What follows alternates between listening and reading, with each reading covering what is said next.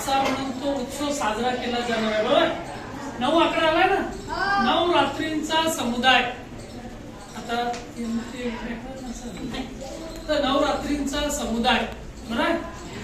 तर व्याकरणामध्ये आहे ते तुम्हाला व्हायचं आहे. तर यातून आपण काय शिकतो की हा जो उत्सव आहे किती दिवस चालणार, 9 दिवस चालणार. म्हणून तुम्ही 9 रात्री उत्सव लिहिला ना.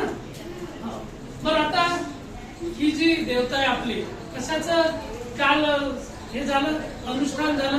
कोणती देवी बसवली आपण, दुर्गा देवी बसवली की नाही.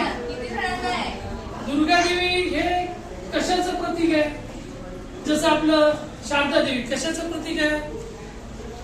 काय आपण शारदा देवी बस आहे त्याच्यात कशाच आहे, जसं गणपती आहे तसं आपल्या आदिशक्ती शब्द वापरला आपण.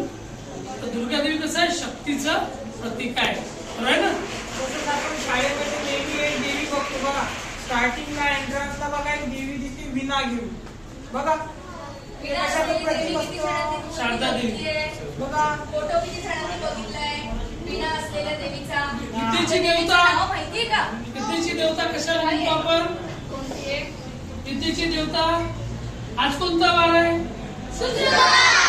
कोणत्या देवाचा वार आहे आपल्याकडे. पहा देवाचे वार कसे केले, शुक्रवार संतोषी माता, सोमवार महादेव, मंगळवार देवीचा, बुधवार पांडुरंगाचा, विद्येची गुरुवार देवता कोणती आहे, सरस्वती माता. कोणती आहे, एका हातात विना आणि एका हातात पुस्तक असते बघा. तुम्ही नोटीस केलं असेल, पुस्तक म्हणजे विद्या, म्हणून त्या देवीला आपण विद्येची माता म्हणतो. ठीक आहे. सगळ्यात आधी